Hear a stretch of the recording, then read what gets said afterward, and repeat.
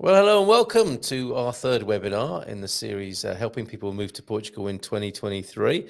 It's a matter of life and death in Portugal tonight when we're talking about every aspect of death and dying. A somewhat difficult subject, you might think on first glance or hearing about this. But we have the wonderful Em Mamabear McGowan, who brings a great practicality to the subject.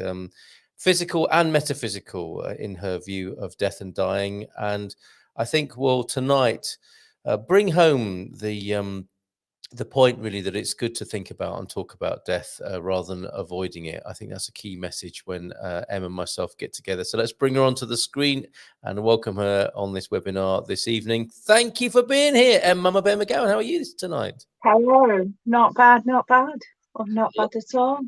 Lovely to see you. You are, of course, our co-host every month on the Departure Lounge, and this really is like a full-length version of the appearance that you do in the morning. It's a little bit different in the evening, isn't it? We'll have time to unpack things and talk about things. Where are you tonight, Emma? You're in central Portugal, right? Yeah, Castelo Branco. Right. Okay, in central Portugal. And how is it over there Yeah. this evening? A bit damp and wet? No, it's been gloriously sunny all day. Good to go. It's been fantastic. And Lovely. apart from some fighter planes whizzing over not long before you came on, we should have some peace. Superb. Okay, so a nice setting then for a slow and deliberate discussion about death and dying in Portugal. I know you're a great challenger of, well, not just this taboo, but taboos in general, and better out than in, right? Absolutely. Yeah. Okay, so we'll open to questions towards the end of the webinar. It's not a seminar. It's not really a webinar in the traditional sense. It's a conversation that we're having tonight, and we welcome your input if you're watching and you want to know more about the practicalities of how to prepare for the inevitable here in Portugal. If in hearing some of the stories and anecdotes that Em will share tonight, if questions come up for you, feel free to ask them in the chat. If you don't feel comfortable doing that, you can always email us, and I'll make sure you have all sorts of ways of getting in touch, whether you want to speak publicly or not. If you prefer to talk confidentially, we can arrange for that as well. But we want to make sure people feel comfortable as possible anyway, about this subject of death and dying in Portugal. How on earth, Em and Mamabear McGowan, did you get into this in the first place? Oh, right. This is big word time. I've always kind of been into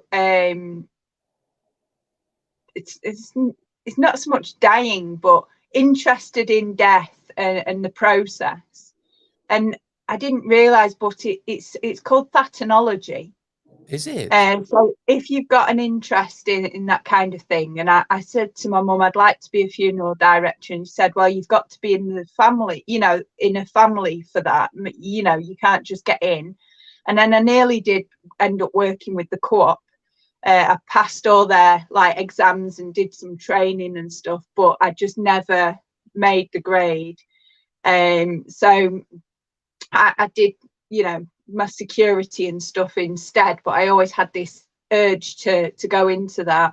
But then on the other hand, I have had a few dances with death myself. Mm-hmm. And then my latest dance with death, if you can call it that, was in 2017 when I had a stroke. So I really did come close to going again. Not for the first time. And it helps me really confirm that I wanted to look more into dying, come to terms with suicide and things like that. And one of the things I'd done earlier in my career as a bodyguard, I used to do bodyguards and surveillance and things.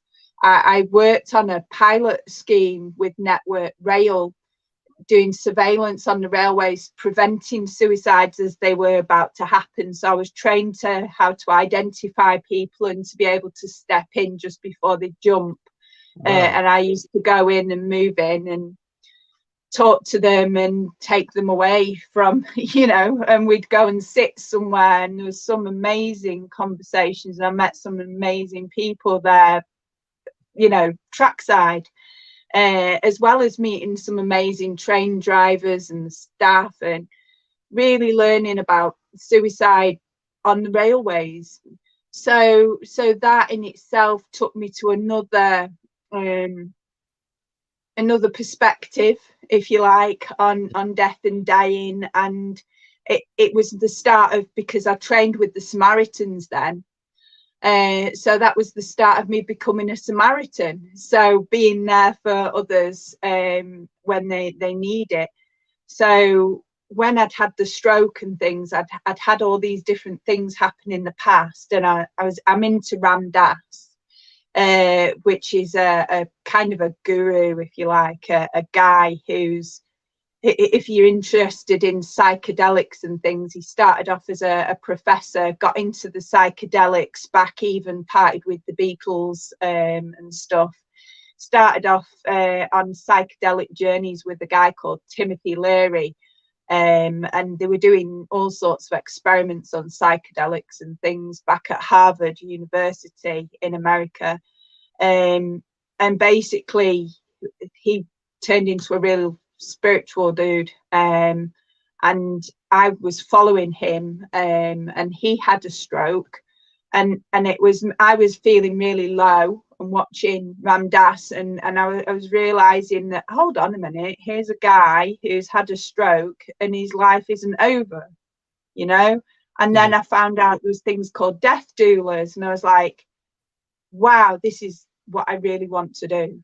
This is how you actually love and serve people with a whole heart and do it properly. So I started studying with Deanna Cochrane, who's one of the leading names in dying consciously and death doulas in Austin, Texas. And I attend her school. I'm one of her students, and I've been studying death with her. Now, Deanna worked alongside Ram Dass and Bodhi B and she was good friends. She was also his doula, or spent time as his doula. And she is now a good friend of mine. I love her dearly. And I am so blessed to be walking this journey with her, and I'm learning so much from her. So yeah, I went from being interested in to dancing with death to finding Ram Dass to becoming a death doula and serving people. And another thing that I've done as well on my journey to serving people is part of my shamanic training. I've done some shamanic training, and I've trained in conscious living and dying. So I'm trained how to help people come to terms with and die consciously, shamanically. But I've also done other training, which is with the fearless death, which is Buddhism, and I've done some a course on fearless dying, so I can also assist with that. So as you know, Carl, I'm a reverend of metaphysics as well, so I believe not in one religion or one practice, but all of them combined. There's bits and pieces. It's like pick and mix, isn't it? It's like, oh yeah, I'll have that. And so you've got lots of bits and pieces. So I study all sorts of everything. And something that is a really cool thing to study is the Book of the Dead, rewritten by Ram Dass and his people back in the psychedelic days, which is very similar to the Tibetan Book of the Dead.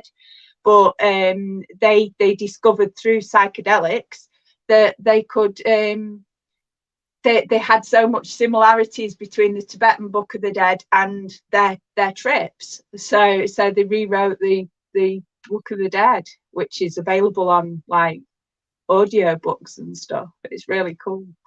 Thank you for that introduction. Now, some people Some people will have just be tuned in to find out how to get a will sorted out in Portugal. So we'll cover that as well, won't we? That's fine. Yeah. Yes. And now, and I'm used to your extraordinariness, and I think it might take a little while to create the context here. Well, I mean, I think you've just given a lot of clues there to why you're eminently capable of helping people with the inevitable as a euphemism I'm using tonight. And just to unpack a couple of things there, Ram Dass, people, if they don't know him, they will know that his mantra that was popularized of "Be Here Now." He was, yeah, that's him, isn't it? That's the "Be Here Now" guy. Oh, Good. where's The legendary book. yes, the legendary book. I bet you've seen it. Look at that. Yes. Now people will think to themselves, I had that in the 70s or the 80s. Exactly. I don't know where it went. Somebody borrowed it off me and I never got it back. There you go. There's the legendary book, Ram Dass, Be Here Now. And yes, as you say, was involved in psychedelics and transcendence, metaphysics, from being in academia, right? And was a very important part of how that all unfolded. I'll put it like that in the United States. It's absolute the history of it all. And to come to terms with living and dying. Ram Dass served the dying for most of his life, and he was one of the leading people in serving the dying. So you've got people like Dale Borglum, who does the is it Doorway into Light. You've got Bodie B, who's the funeral director over on Hawaii. You've got Deanna Cochran. Yeah, I could probably go on for ages, but you've got also many people like Roshi Joan Halifax as well. She is amazing. You know, there's all these people that we can go to find out different ways of living consciously and preparing ourselves for the inevitable. And dying consciously, of course. Now, you mentioned the phrase death doula in there, which I think is a common theme among the names you've mentioned there. And the word doula has become more popular at the other end of life, hasn't it? You know, I think midwives are extraordinary people, and people understand that doulas are involved in the birth of human beings. Death doulas. Well, we birth backwards, Carl. We help people exit, as you know, and there is many death doulas even in Portugal now who began as birth doulas. Yeah, there's Katia in up near the Viseu area. She helps with birthing. She's done birth doulaing for a very long time, but she's starting to branch into death because, unfortunately, you know, some people come into this world for a very short period of time and some people stay here much longer. Wow. And we've got I don't know how to say her name. I feel like, and that really sucks. I'm really sorry. And her name begins with B, and she runs the Death Cafe in the Algarve, and she's been a birth doula for a lifetime. And she's an amazing woman. She's Baeda Said or something. I don't know. I think perhaps you know, but she's amazing. I'm sure you and I will see each other tomorrow morning because you'll be on the morning show, and these are guests that we'll bring to the morning show in time, I hope. They are, yeah. But they're waiting for the right time for them. But they have been approached and they are interested. Excellent. But because they're at the start of their death doula journey, they're not fully ready to come on at the moment. But they are mindful about it, and they will be joining us at some point. Thank you. Thank you for making the beginning of that of the connection there. That's fantastic. So I think midwives are incredible, and now I've only, for the very first time, I thought to myself, hold on a minute, yeah, people who work with the death, with the dying, and with death, similarly amazing people. and yourself on the edge. You've been on the edge. From what you've said, you've been on the edge of life and death, or on the interface, or the curtain, whatever metaphor we come up with. You have placed yourself there from a very early age, and now something's happening here in Portugal, isn't it, where you've become something of an authority and a support and a space holder for people, signposter, all sorts of things. And I think this really, well, when you and I met, it seemed that this took a real, this was embedded and embodied for you, with Debs, our friend, our mutual friend, Debs, who sadly passed away, but had her own traumatic experience of her partner dying. Now, this is where you began your work with Share and Care Portugal, right? Could you tell us a bit more about that? Well, Share and Care we're going the right way around. Share and Care, not Care and Share. Share and Care. Yeah, Share and Care was set up around the same time as I set up Share and Swap, Central Portugal. and what happened was Debs said, "Oh, you do." You know, because she knew that I do like grief counselling, because I'm not just you know, I don't just do one thing. I'm an actual grief counsellor. I'm qualified, trained in grief and trauma counselling.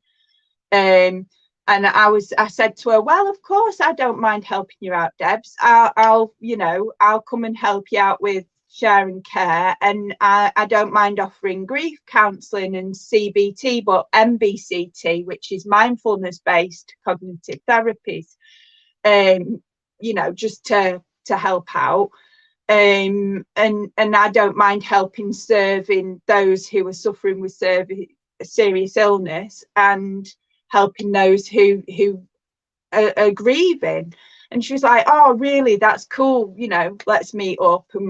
And I began to work alongside doing the Share and Care thing. And then unfortunately, when Debs passed, it came to me. I was the one that got given Share and Care, which meant that I couldn't let it go. I knew that it was an important thing what it did for the people, gifted the people in Portugal, and it was her legacy. Yeah. So I couldn't see any other way around it. I just needed time to get my head around things and take it on fully, you know. So now I run the Share and Care, which so we help people throughout the whole thing. So from wanting to sort out wills right across through to dealing with the grief process after, because it's like a club, isn't it? The grief club. Yeah. So it's the one club where no one really wants to join, but you kind of end up there by default. Wow. That's an interesting and we share stuff about living and dying on the Share and Care page on Facebook, and we offer, you know, counselling for people, grief counselling and other things like that too. And if someone's stuck and they just message, you know, they want help with solicitors, funerals, advocates, all sorts of things, living wills for when you transition, things about how to help sort out things afterwards. All those kind of things we cover in Share and Care. We don't charge for it. It's just a gift. It's something we do for others to help them in their journey, you know. Excellent. And there's the link for people who may not want to get in touch now, but I would recommend it as a good resource to know about, for sure, with the whole spectrum of care that's available to people. And I think that's a useful spectrum for us to follow tonight, you know, from the practicalities of having a will or considering a living will right through to end of life care. So let's take that journey now, after we've said hello to a few people. So you did talk about names that were hard to pronounce. Ault is here this evening. I hope I've done a good job of that tonight. Lovely to see you. We had such a lovely time on the morning show, didn't we? I think a couple of weeks ago now. And hello to you, you two lovely people are. Thank you. And right back at you, listening in the UK tonight. And when are we going to do that again? When are we going to speak with Mrs. M on the breakfast show? It'd be lovely to do that again at some point. Loved your pictures from the beach as well of the goals. Oh my goodness. And hola todos from Jean, who's now in Portugal. I'm so glad to have you along with us tonight, Jean, and glad to see that you're here on this side of the water. Mrs. M is listening and tuned in this evening as well. Boa noite, Mama Bear and Carl. Hope you enjoyed the sun today. We did. We really did. It was a proper Portuguese day today. Got too hot, in fact. Can you believe it? I always never stop moaning, do we? I've always found morticians to have a very dark sense of humour. We know one that keeps his sarnies in the morgue fridges. Now, this is, although that's a humorous thing there, it kind of tells us a lot, doesn't it, about how some people have to bear the load in society, where some of us don't want to talk about it until we absolutely have to. For some people, it's their everyday life, the death doulas, the end of life folks at hospices, and the morticians and the undertakers. And of course, they have to have their way of coping with these situations. Reverends, vicars, people, there's so many people that deal with it day in, day out, you know, celebrants, if you can call them that, those that, you know, that hold the funerals. There's so many different people involved in the death process, from the morticians right through to the grief counsellors. And when it comes to things like suicide as well, you have even more people that get affected by it, and especially think times like anniversaries, death anniversaries and things like that can be really challenging time for folk. So remembering that there's lots more people, like even the cleaners, and cleaners do an amazing job, and they have it really hard, and a lot of them don't even get counselling. You know, when I was doing my work on the railways, I was basically sat there virtually counselling, even though it wasn't my, you know, job description, but to sit and be present with people who've sat there and had people jump in front of their train and stuff. And all these people that, you know, they're just truly amazing how they have to carry on, and they do try and carry on. The thing is, like, the reason why we're here tonight is no one has to carry on alone. And there are people to talk to, and there is provisions available, and money doesn't have to be a barrier to your own sanity and health and well-being, because we're here, you know. Well said. So love and respect to anyone working on the other side of that line, where most people don't dare to cross or don't want to cross for most of the days of their life, and other people are picking up the slack on that. So love and respect to all those people involved on the other side of that line tonight. Just a personal message, I think, there from Pete to Andy rather than Randy there. And a Facebook user is saying good evening to us, Mama Bear and Carl. Happy New Year. Thank you for joining us, whoever you are. And Pete, it's our first practical question of the evening. So should we start with those practicalities of wills and how things happen here in Portugal, what people need to be aware of? This is the first question about NIF numbers. Aren't you lovely, Mama Bear, says Pete. It is tricky. Can we ask a question, as we think our friend Cindy is misinformed? Do inheritors need to have a NIF number? Now, that's a great question, isn't it? They don't have to. No, there's people, like, for instance, in one particular circumstance, shall we say, because I can't mention names and things like that due to privacy.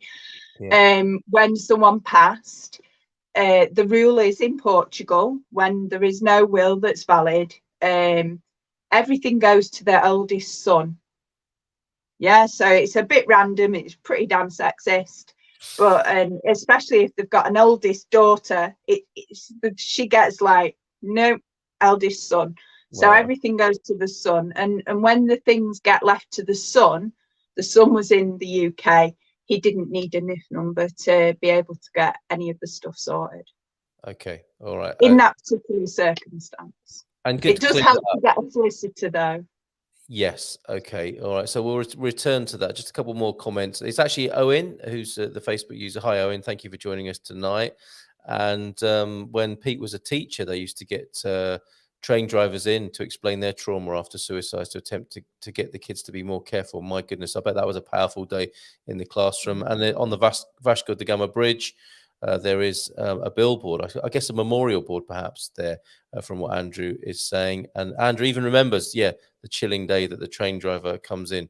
And we should say, shouldn't we, if somebody is in that situation where they're contemplating taking their own life, as Em said earlier on, reach out. We have the link there to Sharing Care on Facebook, and I'll leave that up periodically this evening. So these practicalities then, Em, so no Nif needed. A will. It sounds like the eldest son becomes the person who takes care of things within Portuguese society. Wills. Have you helped? Let's try and keep it. You know what I'm like for wills. I've got so much info, and I'm trying to keep it. So there's two types of will, which is your living will, and then your will for after or during the death. So it's kind of, the first one is what happens while you're still alive. If something happens, say if you have a stroke and then lose the capacity to think for yourself or whatever, so that's a living will. And then you have the will which happens, so it states who's your power of attorney, and you need to have two when you're in Portugal. You need one to deal with your finances, and you need one for dealing with like your medical stuff. So one's kind of for things like your property and things like that, property and money and things, material possessions, and one is for the like health and health stuff, like someone that knows how to sort out all your stuff, like someone who could maybe have all your passwords, if you've to sort out your bank and your bills, and your bills will be sorted out by your financial power of attorney, but your healthcare choices will be sorted out by the person you choose to make those decisions for you, as stated in your living will. Let me just clarify all of this then. So the living will, that document can be created with a Portuguese solicitor. Is that right? You can create it on your own. You can download the thing from, I've got the link on the Share and Care Facebook page in one of the notifications. So you go to the is it notification, the ones at the top, so you click on that, flick through, you'll find out, I think it's the conversationproject.org. You can download a thing there and go through it. And then after you've sorted it out, because you don't want to be sitting there with the solicitor going through that, you need someone like myself to sit and go through it with you, or a trusted person that's not going to be judgmental. So you need someone who can hold space while you talk about things that are really going to challenge you. I had to sort out my stuff as part of being a doula, and I found it really, some of the questions, it really makes you think and takes you by surprise. You're like, whoa, hold on a minute. Yes. So you need someone to be able to sit there and go through that with you. Then you need using a template. Yes. And then the solicitor acts according to your will, literally, to have this notarized and as a legal document in Portugal. Now, okay, so there will be Portuguese specifics, won't there? So that it does need to be notarized by a Portuguese notary, and it will need to be a document that's recognized. Does, to be on the safe side, but it doesn't. It doesn't legally need to be done. It's always helpful if you get it done. So this is the living will. It has to, the one place it really should go, apart from one, should be on your person at all times, or accessible by your, if you've got an ICE number in your phone, and in case of an emergency, ICE, stored in your phone, then that person should have a copy. And the other person that needs a copy is your doctor. So if you've got a registered doctor, you can have it on file. and then when it's on file, the people like the hospitals and things can access it. So that's in the UK and in Portugal, most places in Europe, certainly in America, it's all the same. Okay, now with wills, if somebody comes with a will as an immigrant expat into Portugal, If you come with the will, you're okay, because the will that's got to have been done correctly and properly and legally in the UK. Yes. You know, signed by two people and done whilst you're living in the UK before you become a resident of Portugal, then that will is still valid. Yes. Now, after you become a resident in Portugal, you do a will in the UK, it is no longer valid. Ah, interesting. Okay. And it's worth checking these things, isn't it? Because my understanding was that you had to have a cover letter from a Portuguese solicitor saying, or a lawyer saying that this is now. No. You don't? Okay. All right. No, the other thing is important, especially at the time at the moment. Now a lot of us are all getting our Seth cards, aren't we? We're all going biometric and we're getting our cards. Yes. What's happening is we're getting them and they're saying it's from the date of our Seth appointment, which then invalidates the years before, which means it'd invalidate your will done in the UK, even though you're a resident here, unless you contact Seth, because what they do is they do it to that date of your Seth appointment. Yes. Then you need to contact them and you can have it backdated, so they'll change the date so that the date is the correct date. Yes. From when your original residence was sorted and you received your certificate at the Freguesia. Yes, yeah. Yeah, that's the one. Okay. So make sure, folks, that you check your date on your will, and you check your Seth thing, and make sure, because otherwise it may or may not work out. See, what I would like to add to that is it's worth visiting a Portuguese lawyer or solicitor, isn't it, to say, look, this is what I've got and I want to make sure this is absolutely spot on. It's okay to do that, but what happens is, what I've noticed is there's a lot of people out there who are just after your money. Yes. Right? You know, yes, that I like to be frank about these things. I don't like to beat about the bush. In my experience so far, the amount of people that see you as a walking wallet, who want to take advantage, you don't want to just go anywhere. The differences in prices for things, from like a €10 death certificate to being charged €80 for the same certificate, and being told all sorts of rubbish. It really depends on getting a suitable advocate, really, who knows what they're on about. Okay. So that's where you want to go. Yeah. This is what we need, isn't it? We need word of mouth, experience-based, good professional people who can be referred within our own community, who've dealt with this properly. Absolutely. Okay. Yeah, so we know a couple of things that we can do, but I mean, in Portugal, in the UK, we're used to seeing a solicitor and then getting things done. In Portugal, you just go to the notary. Yes. You don't need a solicitor.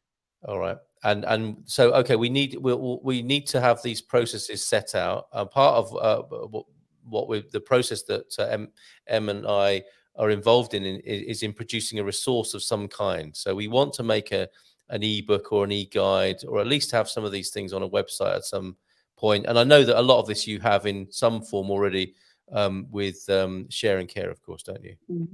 Yeah. Yeah. Okay. And that's how people can find you, right? Is that the easiest way for people to find you, is via Share and Care? Absolutely. Yeah. Okay, so can I take you to back to the power of attorney, because it's similar to the UK. I don't know if it's the same as the US, but with power of attorney, it is the same as the US. The thing is that I'd like to make clear, my training is from America.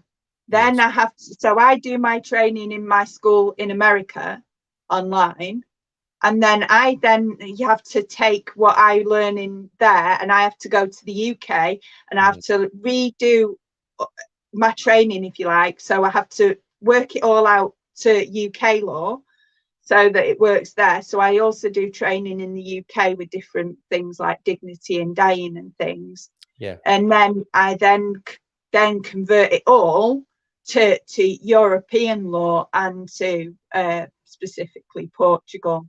So if someone needs help and they're, say, Americans who've come to Portugal or the UK to Portugal, then I'm fairly well up on that kind of thing, you know, information wise. And perhaps we should throw in another caveat there, that even though you have done technically the right thing, that doesn't mean you won't face bureaucratic challenges within the Portuguese system, because that's just how it is, right? Exactly. Yeah. Yes. Okay.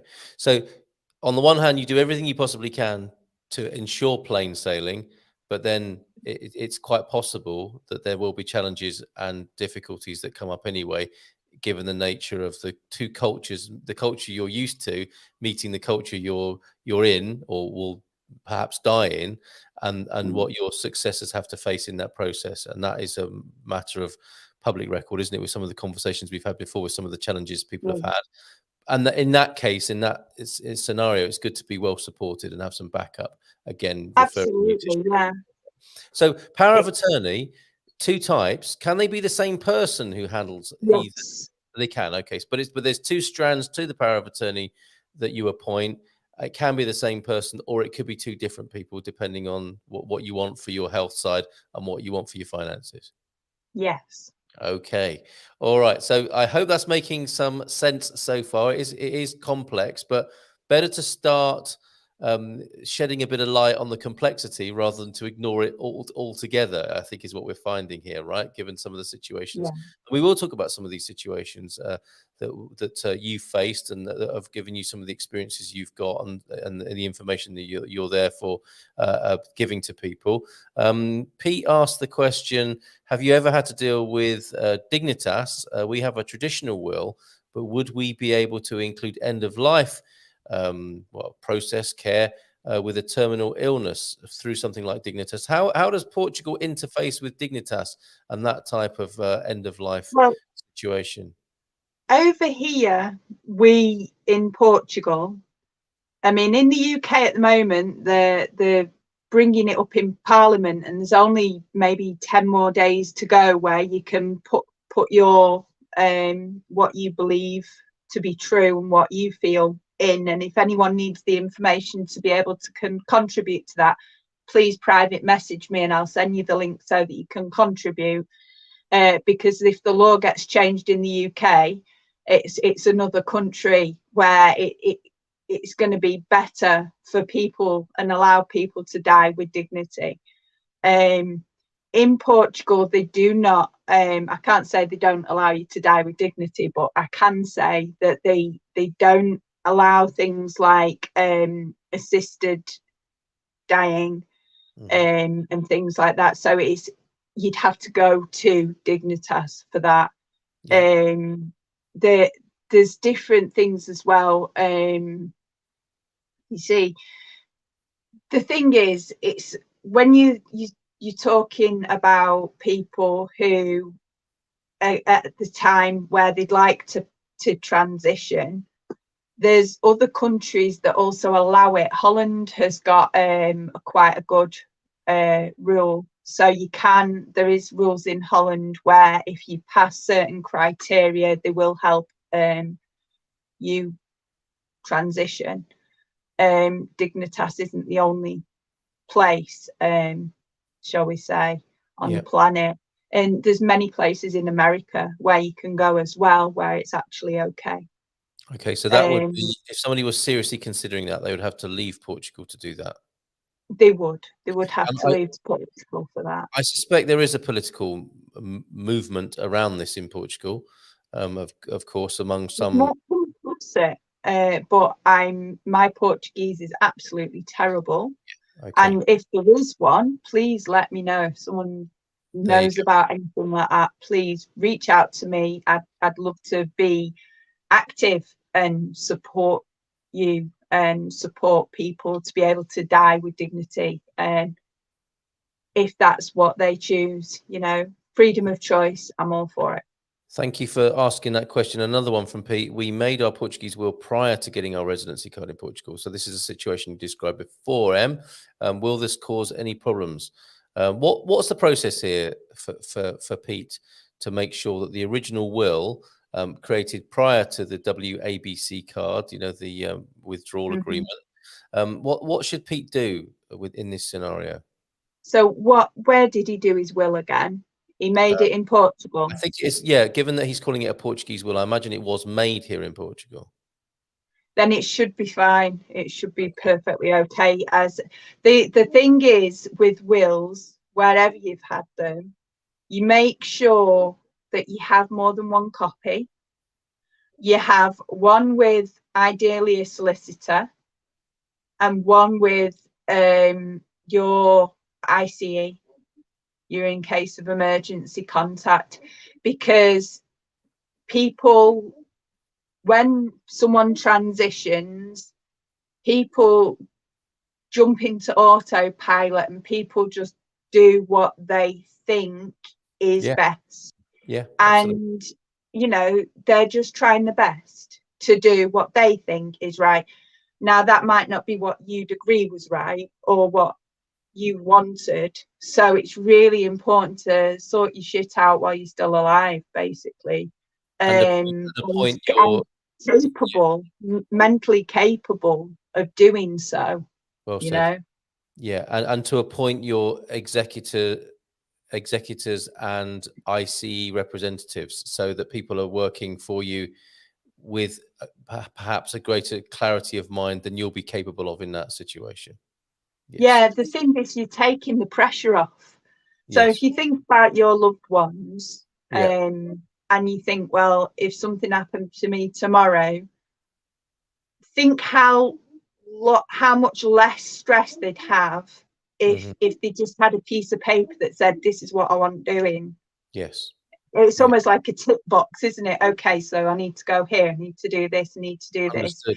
And then it's tick, tick, tick. Otherwise, it's what do I do? Do I do this? Do I do that? At which point people feel like they should be doing a Portuguese funeral and doing what they're told to do and they're just being led by many people who want to help from their perspective. And it's a minefield, really, to be quite honest. Well, yes, not many people will have found themselves in that situation before, will they? Either facing death, you know, as a rare occurrence, hopefully, but also in a new culture. And we'll come back to that. We'll come back to that in just a minute. Beverly is with us tonight. Hola, Carl and Em. Lovely to hear you on such a difficult subject. Very interesting. But will I remember all I need to do? I had the immense pleasure of meeting him this week. What a gem she is. My partner worked as an ambulance man prior to us moving to Portugal, and they didn't have any help with the trauma of dealing with death. That's extraordinary, isn't it? Unless it was an infant death. But when you work on a small island and know everyone, it is horribly traumatic. Oh my God, what an awful situation to be in. Love to you both this evening, Beverly. Thank you for joining us. The situation you describe, Em, Portuguese funerals and the process, they don't mess about here, do they?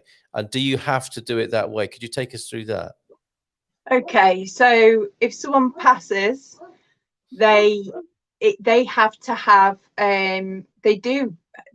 they like to process you really quick. In the UK, for instance, it's pretty much standard you get embalmed. Yeah, they pretty much embalm everyone. It's very rare that they don't. It's part of the process. Here in Portugal, they don't. They like to just get everything sorted and get you right through the whole thing within 48 hours, 2 to 3 days, which means that there's not much time really to get stuff in order, to get everyone together and to be able to have the funeral and do all these things, which is another reason why if you've just been landed with someone's just passed and then you're like, oh, you know, I've got all these things to do, imagine how much stress it'd be. So if you get your stuff sorted like while you can, that pressure gets taken away from those that you leave behind. So what we're doing is we're we're basically putting things in place so that we can get the correct people. So if we want a non-religious service, we can have one. We don't have to have the Catholic. They're very Catholic in Portugal in the ways they do things, and it's a very beautiful service. But you don't have to do it that way. You can, and anyone, legally, anyone can hold a funeral. I'm, as a reverend of metaphysics, I'm able to hold funerals. I have different ways of doing things. I held Deb's, and you was part of that. You've held, was it your father's funeral? Well, not a funeral exactly, but a ceremony of remembrance. Yeah. So it's important to get the right people to honor your life as you can, to do it your way. Don't feel that you have to do it that way. Eco funerals don't happen in Portugal. There is one place in Portugal to be buried, eco-friendly burial. Only they're not allowed to have the eco-friendly burial because of the laws that are still there from the 1800s. If someone can help me change those laws, please get in touch. It's really important, because eco-friendly burials are the way to go. And we're still not managed to get them as far as human composting, which we talked about one morning, didn't we? We did. As another option, but it's not yet available for those in Portugal. So basically, you can either be buried where your bones will get pulled up after 10 years and delivered to your family in a black bag. Yep, if you don't get the thing, or you can get like a little, it's like a little funeral house where your bones, or they get stuck in a drawer and stuck in there in a cemetery somewhere. I didn't know about any of this, because that is very much part of the Portuguese culture, isn't it? Is visiting the ancestors in the cemetery on Sunday. So you can get pay for a full plot that's yours forever, but it costs a heck of a lot more. Otherwise, you just get 10 years in there and you're coming up and stuck in a bag and delivered to family. Right. Okay. That's good to know. I've had people contact me and go, "This has happened," and it's like, "Oh, okay, all right, then let's talk about that." So yeah, it's certainly something to bear in mind. Now, cremation is probably the most eco way you're going to go. If you're going to get flown back to the UK, it's going to be a process. It's a lot of things that need sorting, and you need to be put in, you need to be embalmed for that one. So of course that's going to up your funeral expenses as well. This is prior to cremation. So this is quite an elaborate process. Excuse me a minute. Yeah. If somebody dies, if somebody dies suddenly in Portugal, and their family, their own wishes or their family's wishes is to have them flown back in a coffin as a bit pre-cremation, you have to intervene fairly early on in that process to make that happen then. Yeah, basically you need to, they have to be embalmed, which means you have to get the right people to embalm them. So you have to get the funeral director, get them embalmed, and then they can get put to one side, if you like, and wait to move across to whichever country it is. Whereas if you are, this is another thing, if you are cremated, then you need the death certificate and the passport of the individual to travel with the ashes to be able to get on a plane to leave the country. And I'm sorry for asking this rather indelicate question, but where do the ashes, do they go in the hold, or is it hand luggage? How does this work? Do they have to have their own seat? What's the deal? Well, I do believe you can just take them in hand luggage. Okay. And the thing is, though, how do you say this? I'm opening some of my space here from Memorial Garden. This is me breaking it to you guys.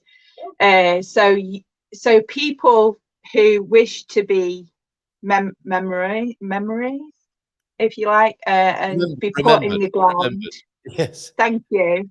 Those that want to be remembered in an eco way can come and be planted with a tree, pre-agreed tree, and have their ashes put into the ground perfectly legally, and a little plaque or something put there.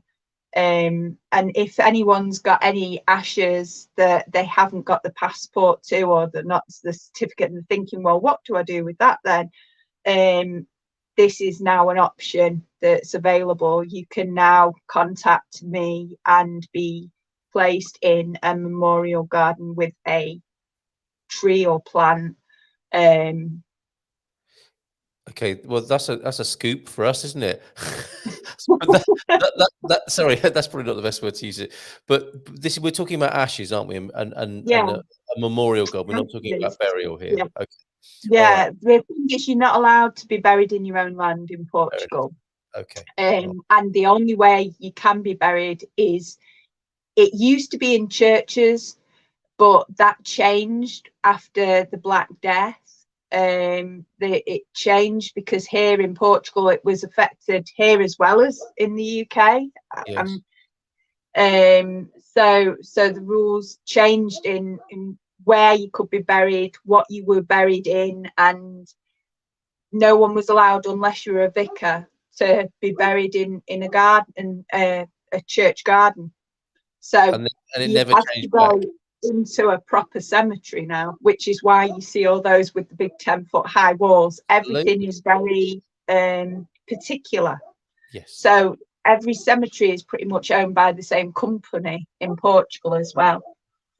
Interesting. And I don't know how much we'll talk about the industry, because it seems to be the same the world over, that an industry has arisen to deal with death, partly because we don't want to, but partly because there's a great opportunity in that, isn't there, as well? I don't know how much of that we'll talk about this evening, but there you go. There is some of the culture that you will find yourselves up against, a part of, here in Portugal, and some of the things for your successors and your family that they'll have to bear in mind in the event of your demise and death there. Okay, so we've looked at wills, power of attorney. We've looked at the culture of how people are once they die in Portugal. The whole process is a fairly rapid one, isn't it, compared to where you may be coming from, where sometimes in the UK bodies are kept in a mortuary for weeks on end, aren't they? Certainly in the last couple of years, months even.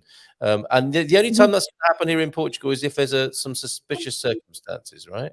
Not really, because when there's a suspicious circumstance, they still like to get your process pretty quick. So they still, it's really weird, right? This is my personal understanding and experience of strange deaths in Portugal, and I've been not part of, but I've been told and shared. People have come to me and said this has happened, blah blah blah, and I've been able to hear their stories. So this is my second-hand experience of what people are having happen firsthand. So what I'm trying to think, I'm losing myself here in one of my. It's about unresolved circumstances or strange. So what happens is they go and get seen by the mortician and the coroner, who will inspect the bodies and do what they need to do. They do this autopsy. Now, people don't get an autopsy without permission of the camera, the mayor or something, who's got to give permission for that to happen.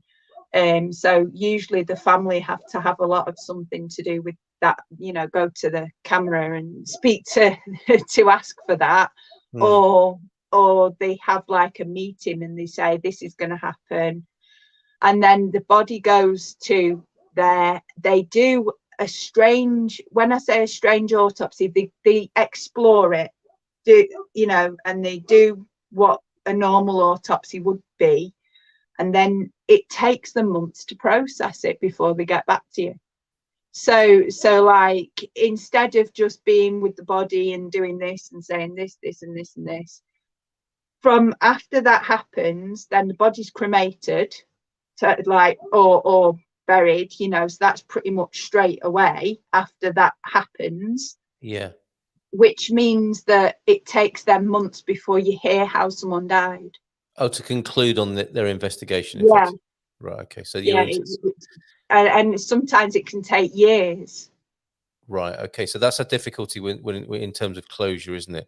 Now, dwelling on this, I'm going to say suspicious circumstances, but even if it's not suspicious, what we know from talking to people here in Portugal is that if somebody dies at home, that can be quite a traumatic situation to be in from the point of view of the police arriving, and of course. Yeah. You not being, if your Portuguese is not that good and you're obviously in a massive state of shock and trauma, this is quite a difficult situation to be in. It would be in any part of the world, of course, but there's the added complication of being in Portugal and you're up against the language and culture barrier. You are, of course, you do need to be ruled out or suspicious circumstances do need to be ruled out. And we know this, don't we, from talking to people who've been in this situation. We do. It's a pretty horrible situation to be in. And the GNR will take you in and interview you. Yes. After, so if someone's partner dies at home, yes. then it's almost like a part of the course. You get interviewed. Yes. And they'll question you about it, and then that's pretty much it. Some people have had really good experiences with that, and some people didn't. Debs herself had that with Michael's death, didn't she? And she spoke frankly about it, I think, with you on you know, and she felt like she was being treated like a criminal. Yes. Yeah. It also leads me to something else here that I need to remember to say. Yes. Someone somehow in the process, once they know you're dead, your bank gets shut down. So if you're in a shared bank account with your partner, then they shut your bank down and you can't access your money. So you need to, I'm not sure how you get around that yet, because it's still something that I'm trying to find out. But it sometimes takes a very long time for people to be able to access their own money in a shared account. Yeah. So maybe there's a way of having separate accounts or something. I don't know, but I think that's for the individual, or you to need be aware to see of, a solicitor. Yeah. Absolutely. Okay. Well, thank you for mentioning that as well. So, I mean, we are, it couldn't be more dismal, our conversation in many ways tonight, and focusing on some of the more troublesome bureaucratic aspects that make it even more complicated. But that's what this evening is about.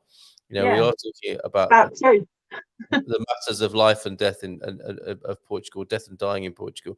And our job tonight is to make you aware, help you be aware of some of the experiences other people have had, so that you don't have to suffer in quite the same way. I mean, that's the point here, isn't it, tonight? Is that it's not going to be easy, but you can make it somewhat easier by understanding what might happen. And that's change is never easy, is it? Change is always, well, nearly always challenging in some way.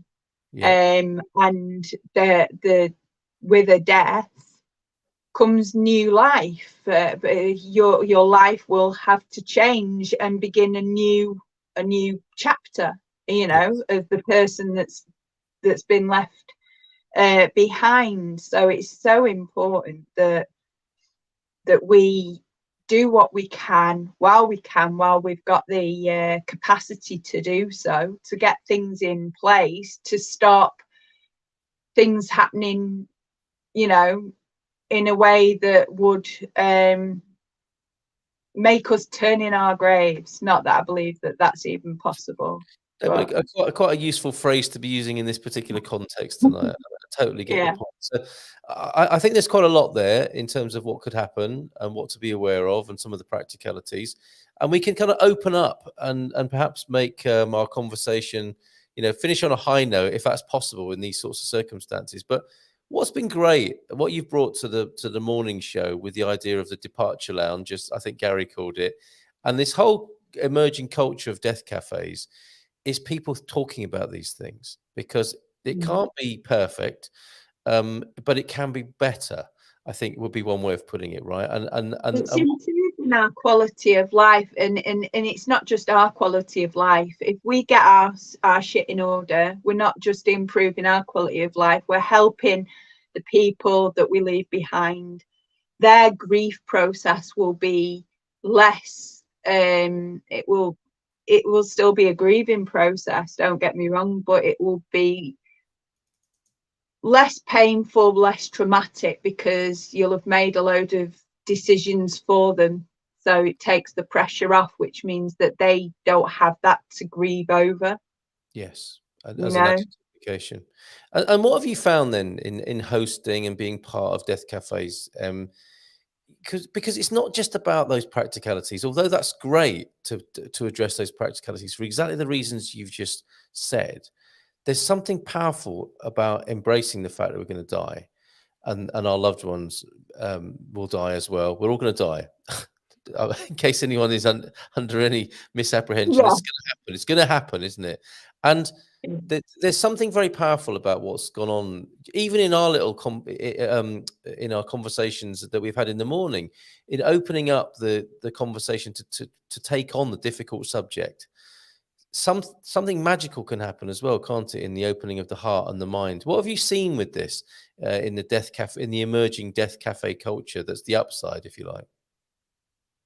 People go from a state of not knowing and a state of fear to opening up and finding a way of making friends with death. They are able to sit with it and to challenge their own belief system, whether that's a belief system in what will happen to the body, what happens after death, you know, things like that. But they're able to look at death in a new way and stop being so scared. And when we're scared of something, we shut down and we're not able to make space for things because we're contracted. And when we open ourselves up to widen our perspective, we are able to open ourselves enough to bring in new perspectives, new experiences, to challenge ourselves, to stretch our comfort zone, not jump out of it completely, but just to stretch it, to be able to find a way of processing our grief. Not just the grief from someone passing, but sometimes it's the grief of coming to terms with a serious illness. The grief of change in our bodies from what we were. I went through this with my stroke. I'd gone from being a bodyguard and being able to lift up human beings and separate fights and do all sorts of things. And I went to being able to not open a bottle of water. And I you know, it was a massive struggle for me to go from someone so independent to someone so reliant on others. And it's you have a death of yourself in those circumstances where you feel like you've lost yourself and you're grieving yourself. So you go through that before you have to come to terms with, not that you have to come to terms with, you know, but death is a much lighter process when we've come to terms with them. So for people that have gone through, say, the support with a death doula, they have found their peace some way in their process of living and dying. During the death, they kind of lose the friction and they can really open up and make space for it and accept it and make it their own. you know, instead of having something to fight about or listen to other people fight about, you know. So it really is about what we're giving to people is the opportunity to open themselves up more, to make space to just explore their truth, their personal truth, you know, and to let go of things that are really causing them friction on their journey to whatever their journey is, you know. It's usually themselves. Yes, and we do this once a month with the Departure Lounge, which happens to be tomorrow morning. Tomorrow morning. I'll see you again tomorrow morning, and we'll open up the space. You'll hold the space for this kind of discussion. What else is going on around Portugal? Is the Death Cafe movement making its impact in Portugal, do you think, more generally? Yeah, because now that's the first one happened, I think, just before Christmas in the Algarve. And that's so exciting. I'm so excited for her. It's awful that I don't know how to say her name when we've been friends for so long and supporting each other on our journeys as doulas, and stuff. But yeah, I'm so excited for her. There's more doulas here around Portugal, ready to support you in. Doulas don't just sit to help you through the process of dying. They serve you from a loving space to come to terms with everything, going through a serious illness, right through to sitting with you while you're passing. And they carry on to help serve the family after you've gone, if that's what you want. You know, doulas give you that bit that makes things a bit more personal to help serve you and meet you as a soul, instead of seeing you as a clinical process, as doctors in the medical profession do. So we meet you as a soul. We help you to feel into your truth and yourself, and we help you advocate and bring you clarity. Well, we help you find your clarity so that you can take your power back at sometimes what can be a really disempowering situation. We help you to keep your power. Superb. Or to take back. Thank you, Nubianette, for this feedback. This is very interesting. Well, it's something that doesn't get talked about a great deal. We do our bit. And look at this. I've just done a quick search, Em.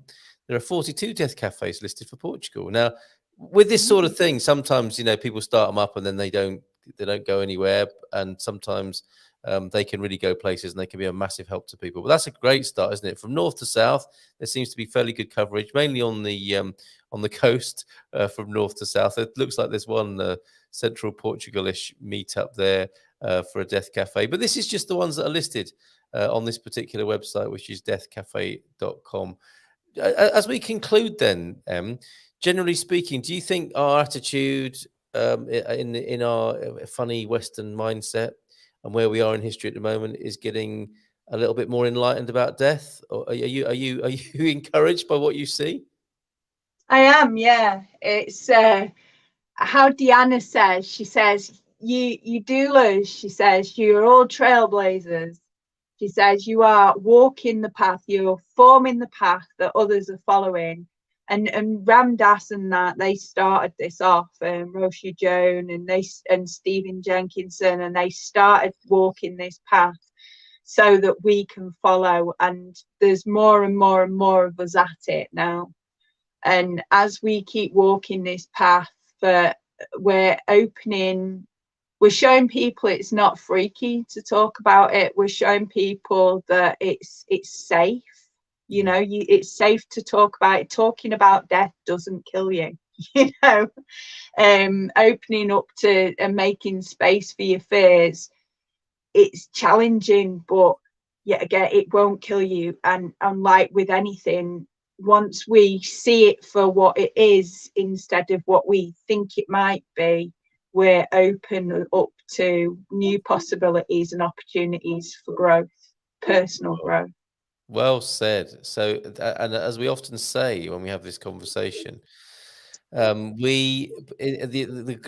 beautiful irony in a way of talking about death is that it can inform life itself, can't it? That embracing death and the inevitable can increase our actual quality of lived life now.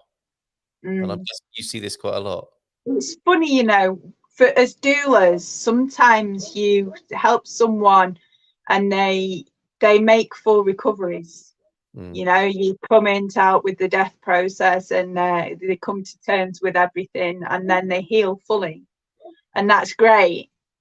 And they find themselves like I did, you know, they said, oh, you know, you're going to die if you don't take all these meds and do what we say and blah, blah, blah. And you're like, oh, okay, then, well, I'll just die then. I'm happy with that. That's what you said. It is. And they're like, but you're only young, you're 37, you know. And I was like, well, I'm cool with that. You know, I've made my peace. I'm not taking your medication and I'd rather die than live life like this. And they're like, oh, you know, it's just your perspective. But when I healed and took my power back and did things in a way that, an informed way, the way that worked for me, obviously, because here I am doing things like seeing and walking and driving and drawing and things. And I couldn't use my hand before. And I'm alive, I'm not dead. So it happens, you know. Some people make miraculous recoveries. And it's all about just coming to a place of acceptance of where you're at, and to be able to not just accept where you're at, but improve your quality of life wherever you're at. Yes. And that's what it's about. And when we improve our quality of life, we can make full-on recoveries, and we can end up changing our life completely with these things. You don't need to have to die with a death doula, you know, or be dying. You just need to want to change your perspective or explore death, and then you come to someone like me, and the world's your oyster, really. That's fascinating. So really what you're doing with a death dealer is facing death, because none of us gets to choose exactly the moment, do we? Or the method or any of those things. I mean, we can change quite a lot of the circumstances around it, but ultimately life decides, right? So what I think you said there is that you get to face it with the help of a death doula. Yeah, you get to face your serious illness or terminal illness or whatever, your old age, your heart. You know, sometimes it's like some of the tough stuff like ALS, you know, where you and locked in syndrome, you know, things like that. It's really tough stuff. And it gives you an opportunity to take back your power at times where you feel really powerless. Yes. Yeah. And by taking back your power, it gives you, it makes you, it stops you feeling like you're such a part of the process, as in you know, when you're stuck and you're like, oh, it's going to happen and it's going to happen this way because they said that. Instead of that, it's like, okay, this is where I'm at now, and these are my choices, and this is how I can do this. I can choose this or this, and this is maybe how I'm at, but I could go and try to improve my quality of life through alternative medicine or whatever, or just quality, you know. I can change things like my bedding or the light or the way my bed is set up, my furniture set up in my bedroom. All sorts of random things could change my diet. All sorts of things that can really actually make a surprising difference when you just take your power back, instead of being told, well, you're likely to, it's proven as well scientifically. If they say, right, you've got 12 months to live, and you go, oh, you know, I've got 12 months to live. Most people die like coming up to the 12 months or around the 12 months. You know, there's research showing that. When really someone says the chances are you're not going to survive this, it's whatever, terminal. The thing is, you've still got a choice. You know, you can still take back your power. And some people then get a full recovery. They might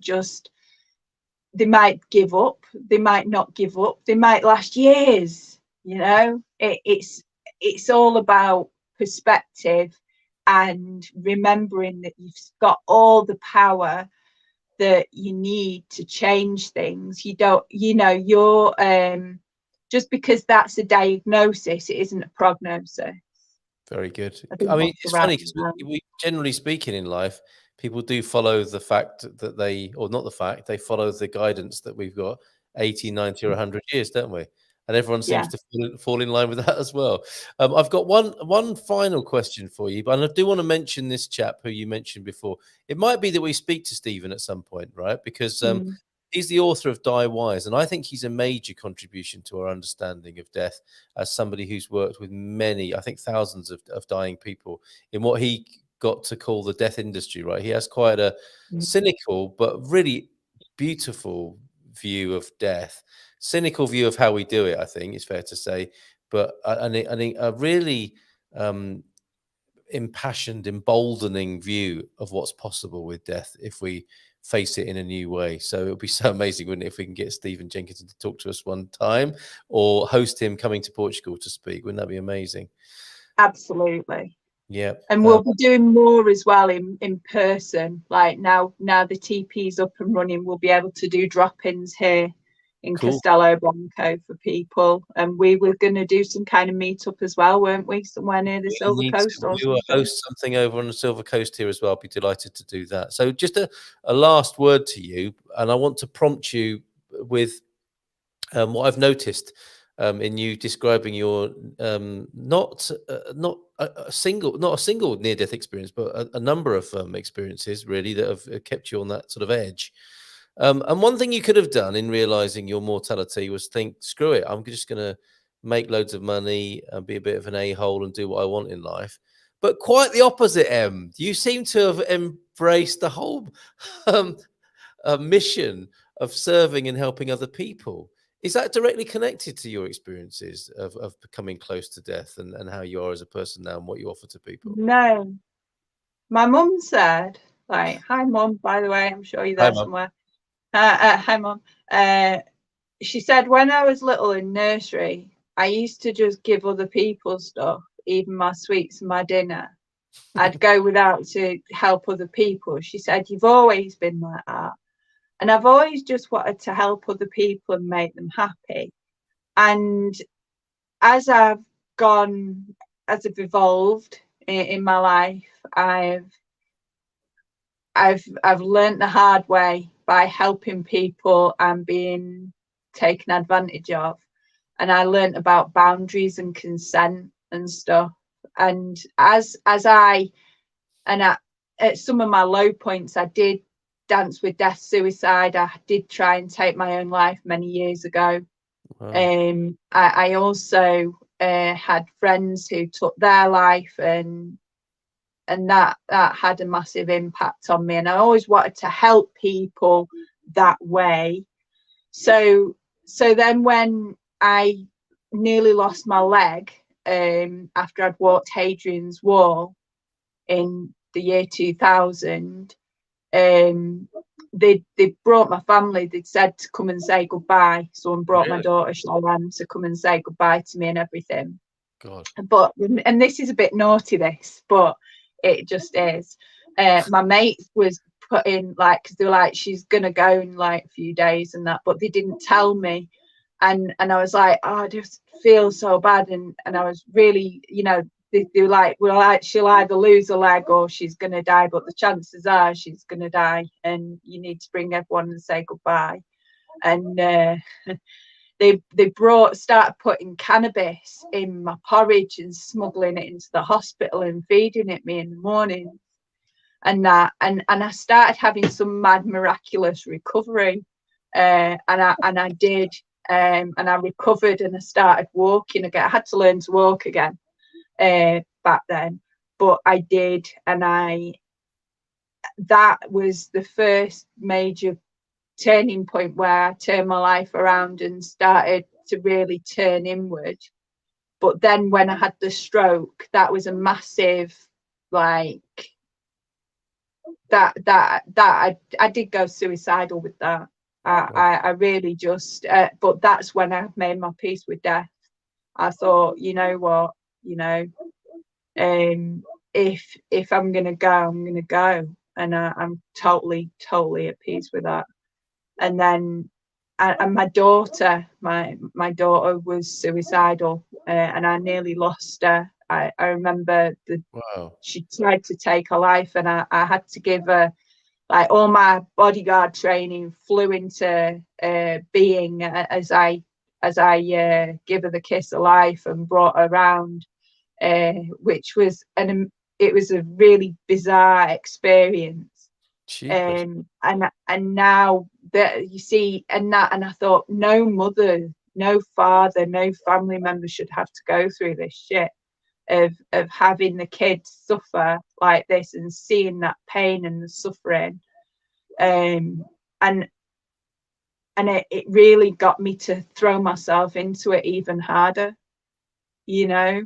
So all these little bits and pieces have all contributed to me wanting to take my love and service of people to a whole new level, you know, where I can truly love and serve. And as I learn more in boundaries, in consent, in responsibility, as I take my training further in my counselling and in my psychology training and things like that, and also my metaphysical stuff, as I've got further and further down the line, I'm more and more and more equipped to help people really, really get to the roots of their issues and serve people with a whole heart and be present, be fully present with people in the toughest of times and still meet them as a soul. You know, I used to be so wanting to save the world when I was younger, and now I don't want to save the world, but I just want to meet people where they're at and just be present. Which in a funny sort of way is saving the world, I would say. By default. Yes, yeah. Well, that is not amazing. my intention now. No, No, I totally get it, and I love that, the sound of that transformation and the evolution. Thank you so much. We'll see you again in the morning. But that's been amazing tonight. We've covered everything from the practicalities right through to I think some of the metaphysics, and found out a bit more about you, which has been fascinating and inspiring. So see you tomorrow. Thank you. People can reach you. Let's go back to the link to Share and Care on Facebook. That's what you need to get in touch for support. And you might have a contribution to make as well to what goes on there. You know, it works both ways. We're all here to help each other, aren't we? So Share and Care, if you feel moved to get involved, there is the Facebook link. I think that was your last word, unless there's anything we've missed or anything that I've diverted you away from saying this evening before we close. I think there's two things. One, regards suicide and things and serious illness. Don't suffer in silence. Don't be ashamed or afraid to speak. Don't be scared that money's going to be a barrier. Just reach out, even do it anonymously, at any time, day or night. And just because I don't answer instantly doesn't mean I won't get back to you as soon as I possibly can. You know, I've got people that have my WhatsApp number and they contact me at any time of day or night. It doesn't matter. And as soon as I can, I will answer and be there for them. So it's really important to know, I mean, even if you don't want me, there are other people out there just the same, you know. And you can I'm sending out full love to that. Yeah. And the other thing, I just want to give Janine a mention. A friend of ours passed away a few days ago, and she was a lovely woman. She still is a lovely soul, but she's dropped her body. And she was a single woman who lived on her own in Portugal, who'd been staying somewhere an Airbnb, and we didn't, you know, she didn't know she was going to go. She was only 74, but she did. It was her time, and no one goes a minute too soon or a minute too late. You know, everyone goes at the right time, and that left a lot of people with things to think about, including the hosts of the Airbnb. Wow, So yeah. please, take a moment to think about the beautiful soul that was Janine, and for the highest good, get your shit in order. You know, do just get yourself in order. Absolutely. Yeah, something that we can take away from that tragic circumstance there. Begin the process, talk about it, and we'll be back with you with a space to talk about it tomorrow morning on a Good Morning Portugal show. Em, thanks so much. We'll leave it there. I mean, you know what I normally do? I do a round of applause or play a bit of music or whatever, but I just think we'll have a nice, quiet end to the show. There seems right, and we'll have a bit of fun in the morning. Thank you so much.